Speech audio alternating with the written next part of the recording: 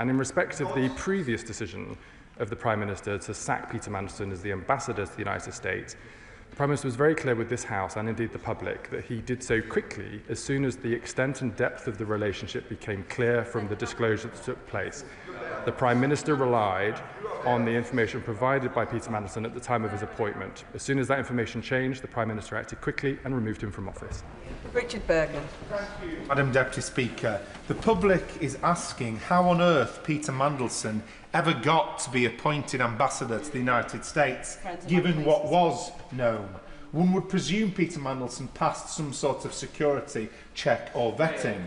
But as well as an inquiry into Peter Mandelson's appointment, can the Chief Secretary to the Prime Minister reassure this House and the public, on behalf of the Prime Minister, that everyone in number 10 who advocated for or had influence in securing Peter Mandelson's appointment, in spite of what was known about his relationship with Epstein, had security clearance? A key protection to guard against improper influence and exposure for our country.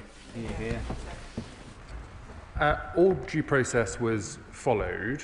As the Prime Minister has made clear, for political appointments, it was clear that additional measures needed to be put into place, which have now been put into place.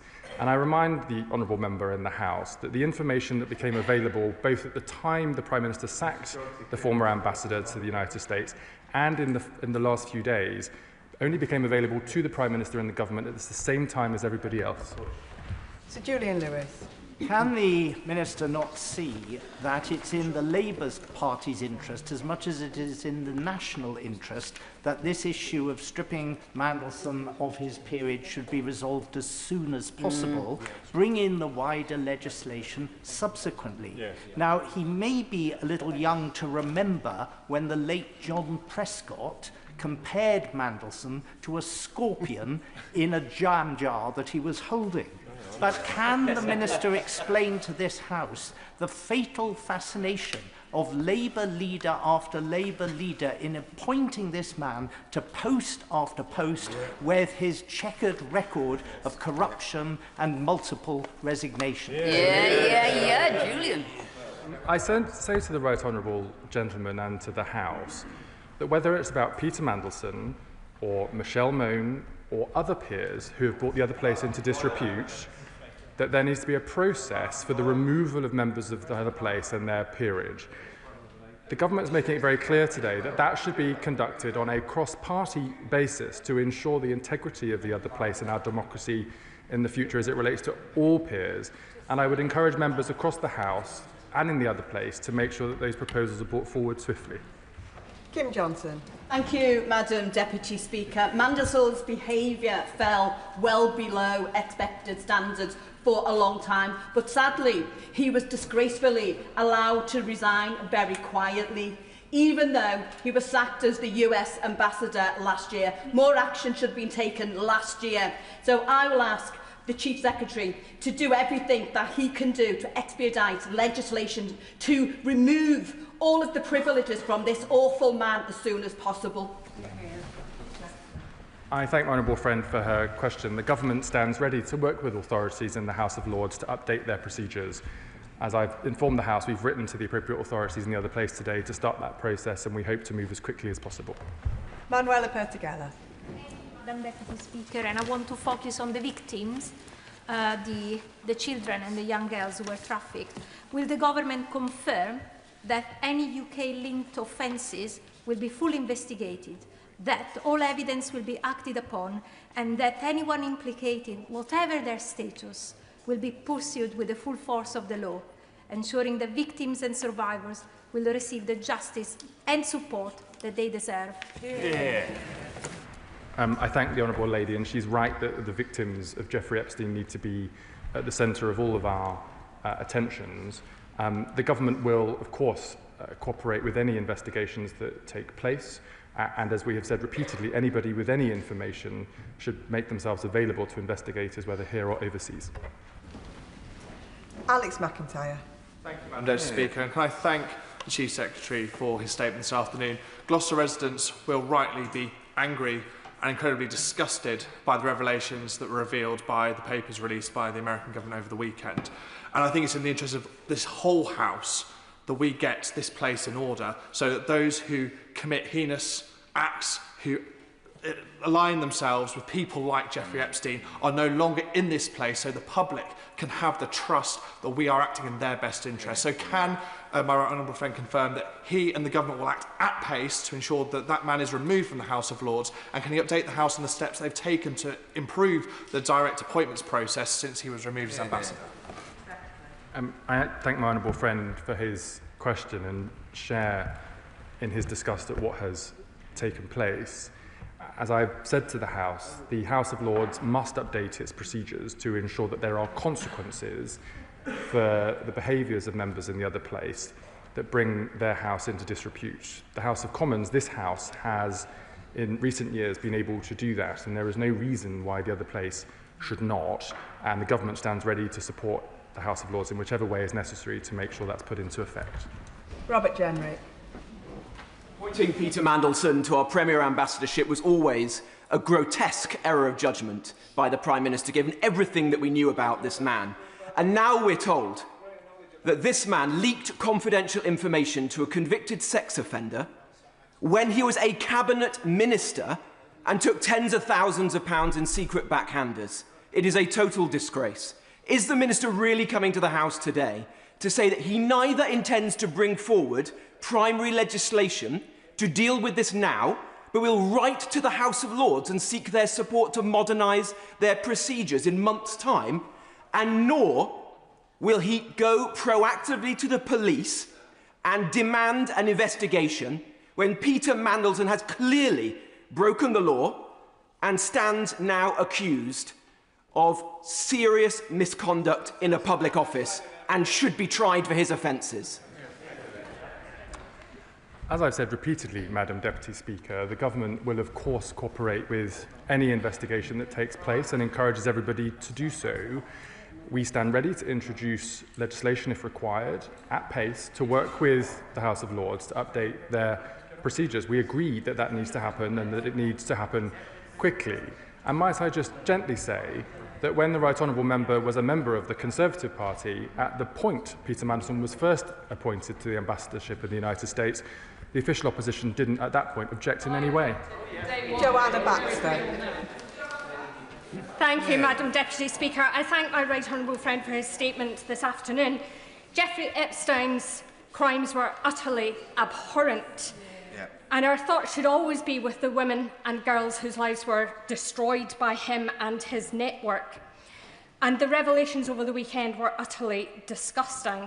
Would the Chief Secretary agree with me that the Cabinet Secretary should undertake an immediate review into Peter Mandelson's actions when he was a government minister, particularly in relation to the issue raised by the previous Prime Minister, Gordon Brown, in relation to the potential and unacceptable disclosure of government papers and information when this country was battling a global financial crisis? I agree wholeheartedly with my honourable friend. The Cabinet Secretary is now today reviewing the government archives to see what information is available at that time, not just in relation to the sale of RBS assets to JP Morgan as requested by the former Prime Minister Gordon Brown, but more broadly during the time that Peter Mandelson was a Labour minister in the then government. Esther McVeigh. Thank you, Madam Deputy Speaker. Well, does the government believe Lord Mandelson be stripped of his peerage, yes or no? And if they do, they should bring forward primary legislation which would do just that, which they can do. And I'm afraid the Minister's excuse of a queue does not wash whatsoever.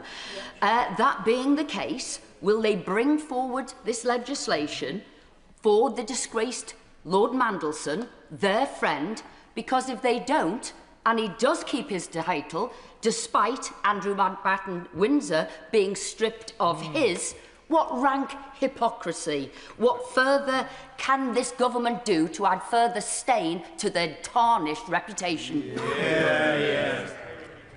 As I've said repeatedly, Madam Deputy Speaker, neither the Labour Party nor this government seeks to defend Peter Mandelson, as the Honourable Lady implies in her question. The leader of the opposition has herself called for Michelle Mone's peerage to be removed. The point I make is that that can't happen either because the processes are not up to date in the House of Lords. It would be better to bring forward changes to ensure that the rules can be applied to all members of the House of Lords in these circumstances, whether Peter Mandelson or Michelle Mone, and we stand ready to do so. Andrew Lewin. Can I thank the Chief Secretary for coming to Parliament at the first opportunity to address this issue. Epstein's crimes were vile, and I can't begin to imagine how all these latest revelations have compounded the pain for all of the women and girls who were victims. Many in this House have already spoken powerfully about our collective alarm at the revelations in the last few days of government information being passed to Epstein in 2009. I fully support the decision to have an investigation, but for public trust, can the Chief Secretary reassure me that the Cabinet Secretary will be given everything he needs to make sure this investigation moves forward at pace? I agree with my honourable friend, and again to reiterate that if any minister was found to be forwarding government information in that way, they would be quickly removed from post under the rules that we have today and could be subject to recall to their own constituencies from the House authorities here. In respect of the Cabinet Secretary's work, of course officials from the Propriety and Ethics team and elsewhere in the Cabinet Office are supporting his investigations today to review what documents are available in the archive, because the Prime Minister has made it very clear that he wishes for the Cabinet Secretary to report back to him as a matter of urgency. Luke Taylor. Thank you, Madam Deputy Speaker. The files released on Friday are a horrific record of the relationships between the rich and the powerful, including Elon Musk, Donald Trump. We've seen mention of Andrew Mountbatten-Windsor and, of course, Peter Mandelson. It's horrific, and we, as other members have mentioned, we must keep the victims at the very forefront of our minds. We've seen the discussion of the email that Peter Mandelson sent to him about business issues, and then there's a second one in 2010 where he gave a preview of the £500 billion bailout that was imminent. In light of these, will the government be proactive in encouraging a police investigation, but can I also ask whether they're in discussions with the US Department of Justice for unredacted emails and potentially documents that have been withheld and not released yet to further detail the offending, but also whether he will republish Peter Mandelson's register of interests back from his election as an MP in 1992 through to 2010. I think, Madam Deputy Speaker, that the question of the register of interest is for the House and not for the government, but I'm sure that the House authorities have heard the question from the honourable member. In terms of investigations, the answer is yes. Everybody, whether the government or individuals involved or with any knowledge, should cooperate with any investigation, because, as he said at the start of his question, if the victims of Jeffrey Epstein's crimes are at the heart of all of our thinking, the answer has to be justice. Ian Byrne. Thank you, Madam Deputy Speaker. The latest information appears to show Peter Mandelson, when a minister, worked alongside one of the world's most notorious paedophiles, conspiring against the interests of the British people in pursuit of money, power and influence. Such detail strengthens the case for the Hillsborough law to hold those in power properly to account. Under this law, ministers who use their office to gain a benefit, financial, reputational or otherwise, or cause detriment to others while knowing their conduct is improper, could face up to 10 years imprisonment. It cannot come quickly enough. But can I ask the Chief Secretary to the Prime Minister a simple question? Will the government commit to an immediate investigation into who knew what and when about Peter Mandelson before and during his disastrous appointment as Ambassador to the United States? Yeah, well said. Can I congratulate my honourable friend for all of his tireless campaigning on the Hillsborough law and reaffirm the government's commitment to bringing that legislation back to the House as soon as possible. In respect of the appointment of Peter Mandelson as the Ambassador to the United States, and then the Prime Minister's decision to sack Peter Mandelson when more information had become available, the Prime Minister has spoken at length to that at the dispatch box here in the House and in public.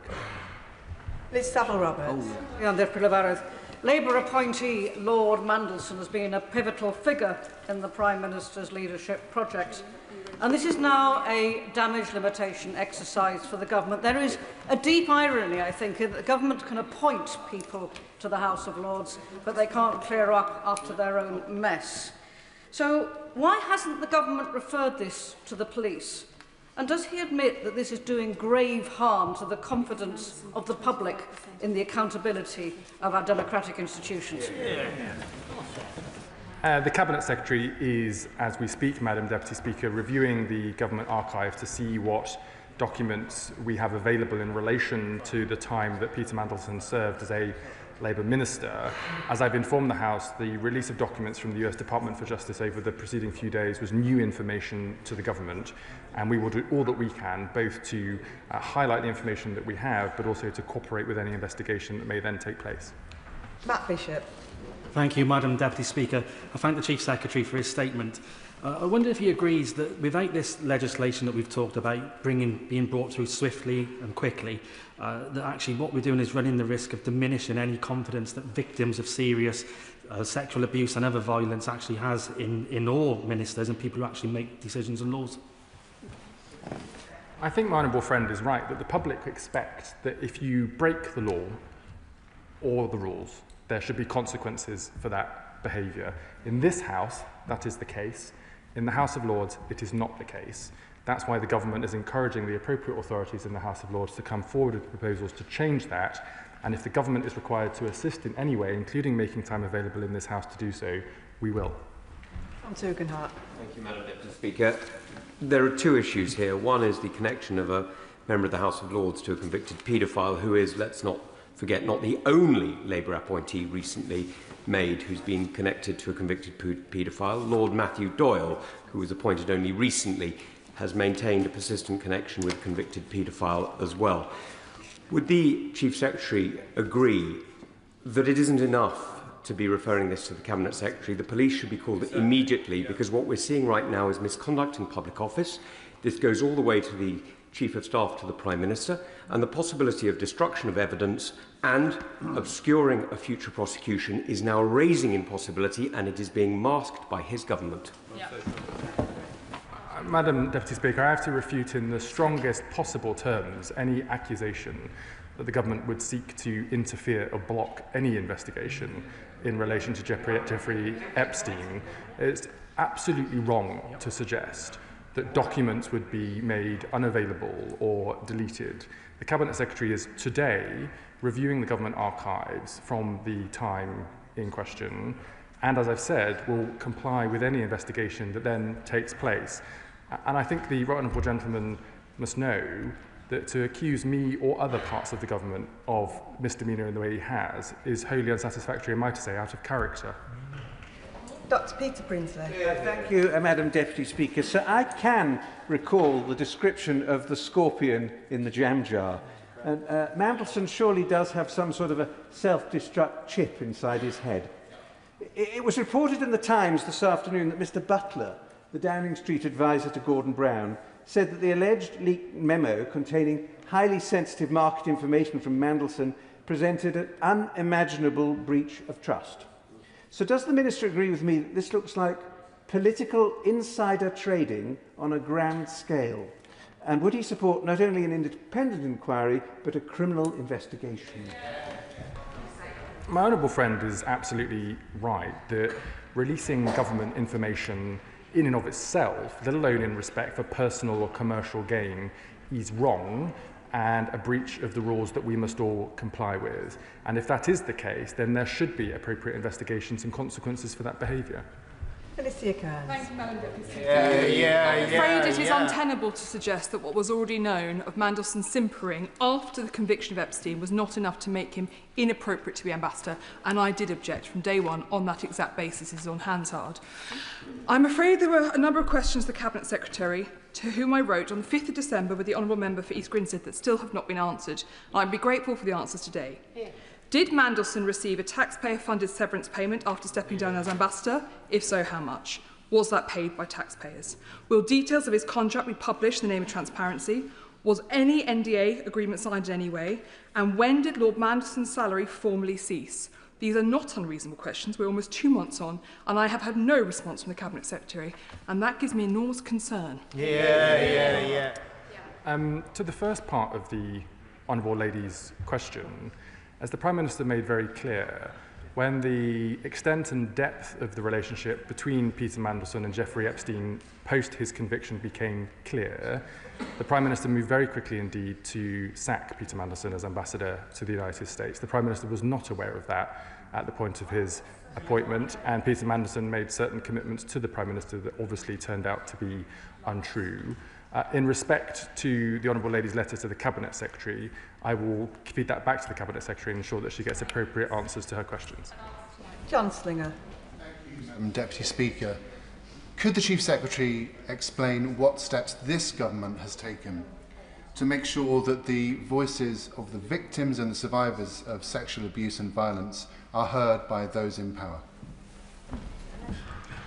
My honourable friend knows that the government has committed to reducing violence against women and girls and has brought forward recently a strategy for how we'll be working across government to do just that over the years ahead. And specifically in respect of the victims of Jeffrey Epstein, we will continue to do all that we can to support any investigations to ensure justice for those victims and encourage everybody else with any information to do just the same. Monica Harding. Madam Deputy Speaker, I asked the Prime Minister in this chamber, on behalf of my constituents in East and Morton, who were asking the same thing, why Peter Mandelson had been appointed at all as our most senior ambassador, given the knowledge of his links with Epstein. By September, it was clear just how close that relationship had got, and yet the PM didn't immediately sack him, but there still wasn't a full investigation of Mandelson's relationship with Epstein. So why is that investigation only happening now? And given that the Prime Minister stated his commitment to restoring trust in public life, how does the Minister equate that with his delay, with his promise to uphold these standards and the delay in investigating it? I'm not sure that I agree with the Honourable Lady that there's been any undue delay in investigations one way or another. Peter Mandelson made commitments to the Prime Minister at the time of his appointment that his relationship with Jeffrey Epstein was different to that which then became evident when documents were released. As soon as the extent and depth of that relationship became clear, the Prime Minister sacked Peter Mandelson within a matter of days from his post as ambassador to the United States. Now that even more information has become available, the Cabinet Secretary is reviewing what documents is available in the government archive and will of course comply with any investigation that may then take place. Chris Vince. Thank you, Madam Deputy Speaker, and I thank the Chief Secretary for his statement. In particular, his focus on the victims of these terrible crimes is absolutely right. I think, Madam Deputy Speaker, whatever cover rosette you wear, the majority of us who come to this House come here to represent our constituencies, and I hope that I show that I represent my constituency of Harlow as well as I can every single day. So when we hear of an MP, and in this case a government minister, representing the interests of outside bodies, in this case a vile paedophile, it is absolutely disgraceful and very upsetting for us who come here for the right reasons. Can I ask the Chief Secretary what he will do, working with the PM, to ensure that we have a strengthened ministerial code so this can never happen again? My honourable friend is absolutely right. The government, and specifically the Prime Minister, has already strengthened the ministerial code that we are all subject to in this House today and made the ethics advisor independent, giving him the authority to investigate ministers freely without requiring permission from the Prime Minister, as was the case under the previous administration. That has already shown to be effective where ministers have had to stand down as a consequence of breaches of the ministerial code. It is right and proper that we have robust rules in this House for ministers and for members, and it is about time that we have similar processes in the House of Lords as well. Brendan O'Hara. Thank you, Madam Deputy Speaker. Try as he might, the Prime Minister cannot escape his responsibility in this, the latest scandal to engulf Peter Mandelson. Ordering a very limited inquiry or investigation now into his activities is pretty meaningless. What we need is an investigation which is fully independent of government or the Labour Party, which has the scope not just to investigate Mandelson, but also those who put him in the House of Lords, those who promoted him to being the UK ambassador to the United States, and those who have done everything they possibly can to protect him over several decades, despite his scandal-ridden career. Does the Minister not agree? The Prime Minister has acted at every stage with integrity. It is Peter Mandelson who has to be accountable for the actions of Peter Mandelson. And to suggest that the Prime Minister should be responsible for the actions of Peter Mandelson is obviously wrong-headed. As I've said in my statement to the House today, Peter Mandelson, who is no longer a member of the Labour Party, should be accountable for his actions and should account for them. Dr. Caroline Johnson. Madam Deputy Speaker, I think it's disgraceful the government are choosing not to bring forward legislation to remove Peter Mandelson from the House of Lords. It's entirely within their gift to do so. The public know this. The public will be not only alarmed by the fact that the government are not doing this, but they'll question the motivation for their delay. But if I could ask the Minister a specific question, on what date exactly did Peter Mandelson cease to be paid by the government? As the Honourable Lady knows from the debate in the House today, it is not that we don't wish to take action in respect of Peter Mandelson, it's that we respect action to be taken that affects all members of the House of Lords, whether it's Peter Mandelson or other peers who need to be removed from the House of Lords as a consequence of their behaviour. We stand ready to act swiftly on that basis and have asked the House of Lords to bring forward proposals to do just that. Chris Law. To speak of revelations in the press that Peter Mandelson was leaking confidential government secrets to paedophile Jeffrey Epstein whilst Business Secretary should be more than enough evidence to warrant expelling him from the House of Lords, and yet we hear today that's not going to happen through legislation. Sadly, Madam Deputy Speaker, this is yet another scandal in the House of Lords, and whilst Labour's promised major Lords reform over 100 years, time and again they've kicked the can down the road. So does the Chief Secretary agree with many in this House that rather than desperately trying to reform what's an embarrassingly broken system, it is time for the House of Lords to be finally abolished? The Honourable Member knows that the Government has stated and believes that Peter Mandelson should not be a member of the House of Lords and should not use his title, but he is right that the rules need to be updated to allow for that action to be implemented by the House of Lords. We've written to the House of Lords authorities today to say that that work must begin, and the Government stands ready to support them in doing that. Dr. Andrew Mirison. Thank you, Madam Deputy Speaker. To be fair to Peter Mandelson, I think the crustacean in John Prescott's jam jar was in fact a crab and not a scorpion. Madam Deputy Speaker, in our system, it is very unusual for ambassadors and high commissioners to be appointed outside the ranks of the civil service, and for pretty good reason. When that does happen, and particularly when the appointee is a politician with baggage, as here, the appointer has to own it, because he has made that decision, in this case against advice. What does the Minister think this fiasco says about the judgment of our Prime Minister? The Prime Minister's judgment was made clear when, as soon as information became available that he had been misled by Peter Mandelson, he sacked him. Vicky Slade. Thank you, Madam Deputy Speaker. The actions of Peter Mandelson are a disgrace, and I support proposals to remove him without delay. But he's not the only British person implicated in the appalling Epstein files. So what is the government doing to ensure that all those linked to Mandelson, Andrew Mountbatten-Windsor and any political, public or civic figure are fully investigated here, not just cooperating with US authorities, but taking action here for all the crimes committed on our soil? The Honourable Lady knows that it's not the government that instigates criminal investigations. It's for the Criminal Prosecution Service and the police to take those decisions independently of ministers. But whether in respect of UK investigations or investigations in the United States, the government's made it very clear that all individuals should comply with those investigations and make any information available to ensure that the victims of Jeffrey Epstein's acts are able to seek justice. Lincoln Jopp. Thank you, Madam Deputy Speaker. When the Prime Minister sacked Lord Mandelson as the American ambassador, ministers came to this House and that dispatch box, and I pointed out to them that for the whole time that he was our ambassador, he had been subject to politically fatal compromat, which therefore left him open to leverage, as it finally played out.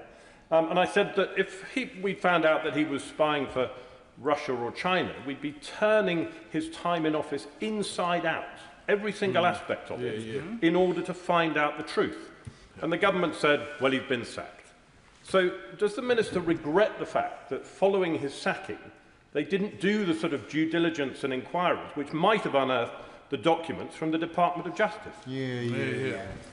To be clear, the documents produced by the United States Department of Justice were not available to the government until they were released a number of days ago. And as soon as they have become available, we've instigated processes within our own authorities to make sure that we have a clear view of what information was available to government at the time and to comply with any investigations that may take place. Rachel Gilmore. Madam Deputy Speaker, as so many of my colleagues have rightly said, our thoughts today should be first and foremost with the victims. And I would hope that no political party in this chamber would use it as an excuse to cover the backs of some of their less fragrant members of the House of Lords. The fact that Lord Mandelson, as ever, was only interested in the ruthless pursuit of financial gain will come as no surprise, as a surprise to no one. Number 10 now saying that Mandelson should indeed lose his peerage. I have to say, I wholeheartedly concur. However, isn't it staggering that members of this House seemed more aware of Mr Mandelson's skeletons in the wardrobe than the Prime Minister who appointed him? As far as I'm aware, Madam Deputy Speaker, no member of this House had access to the information recently published by the United States Department for Justice or the documents that were released at the time the Prime Minister sacked the ambassador to the United States. The Prime Minister has been very clear to this House previously that had he had access to that information, he would not have appointed him in the first place. Claire Young. Thank you, Madam Deputy Speaker. The Minister indicated that Mandelson assured the Prime Minister that his relationship with Epstein was of a different nature. Can he explain what sort of relationship with a convicted paedophile would be acceptable in this role? And will the Prime Minister come back to the House to make a specific statement on the advice he received regarding Mandelson's conduct? The information that became available in September, which led to the sacking of Peter Mandelson as ambassador to the United States, made it clear for the first time to all of us and to the Prime Minister that Peter Mandelson not only remained a friend with Jeffrey Epstein following his conviction, but had actively mentored and encouraged him on how to challenge that conviction and how to push back against it. That was one example. There is now a list of examples of how the depth and extent of the relationship following the conviction of Jeffrey Epstein, between Jeffrey Epstein and Peter Mandelson, was unacceptable. If the Prime Minister had known that at the time Peter Mandelson was being considered to be ambassador to the United States, he would not have appointed him, and as soon as the Prime Minister became aware of that information, he sacked him. Richard Ford. Thank you, Madam Deputy Speaker. The Epstein files suggest that Lord Mandelson was prepared to lobby in the United States for a policy position in contradiction to the position of Her Majesty's government, which he was then serving in 2009 as Business Secretary. How will this revelation encourage the government to find out where else Lord Mandelson has lobbied against his government while serving last year as British Ambassador to the United States? And can the Chief Secretary find out where in US policy towards the UK this lobbying against British government policy is revealed? As I've informed the House today, Madam Deputy Speaker, the Cabinet Secretary is currently reviewing all documentation that relates to Peter Mandelson's time as a minister in the last Labour government to see what information is available today, and will comply with any investigations that take place as a consequence of that in the future. He is right that any minister acting against the collective decisions of Cabinet and against the government is a breach of the rules and is unacceptable behaviour, and if any minister were to do that today, they would be quickly dismissed. Jim Shannon. Thank you, Madam Deputy Speaker. Can I thank the Chief Secretary for his statement today. It is indeed very disturbing to read of the role of Peter Mandelson when holding high office in government. Just to remind the Chief Secretary, he was also the EU Trade Commission for 5 years. I believe that needs investigating as well, because how far does this go? I can also ask, it's my understanding that the latest releases may have made public victims' names that weren't previously released. So can the Chief Secretary please assure this House that any British victims who have been made public will have support and help to make their way through what could be a re-traumatising experience with this time press invasion and interference. Thank you. I was not aware of that issue, so I thank the honourable gentleman for bringing it to my attention. And of course, if there are any British victims affected by the crimes of Jeffrey Epstein, whether in relation to the latest publication of documents or otherwise, government services stand ready to be of support to those victims and to ensure that they can seek justice. And that concludes the statement. Point of order, Sir David Davies. Thank you, Madam Deputy Speaker. On Wednesday, 21st of January, before my contribution to the debate on the Northern Ireland remedial order, I omitted to refer to my entry in the Register of Members' Interests. Now, that was an oversight, as it includes a declaration of a major contribution from Sir Michael Gooley in support of the campaign to protect military veterans from lawfare, for which I am the custodian. That was a mistake on my part, for which I obviously apologise to the House. I thank the Right Honourable Member for giving notice of his point of order. On the first point, he has now drawn the House's attention to his relevant declaration in the Register. Point of order, Sean Woodcock. Thank you very much, Madam Speaker. Last month, the Leader of the Opposition and the Shadow Chancellor paid a visit to my constituency without giving notice to myself as the local member. I'd be very grateful if the Deputy Speaker could provide me with advice to prevent such discourtesy and disrespect taking place in the future.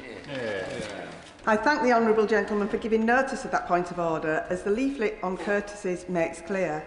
Members should inform colleagues in advance if they intend to visit another member's constituency. It is deeply discourteous to fail to do so. Point of order, Dr Caroline Johnson. Thank you, Madam Deputy Speaker. I've listened to the last debate very carefully, and I wondered if you could help me with a procedural question. Would it be orderly for the government, if it wished, to bring forward legislation as soon as it wished to do so, to remove Peter Mandelson of his peerage? I thank the Honourable Member for her point of order. However, introduction of legislation is a matter for the Government. We now move to the programme motion. Programme motion to be moved formally.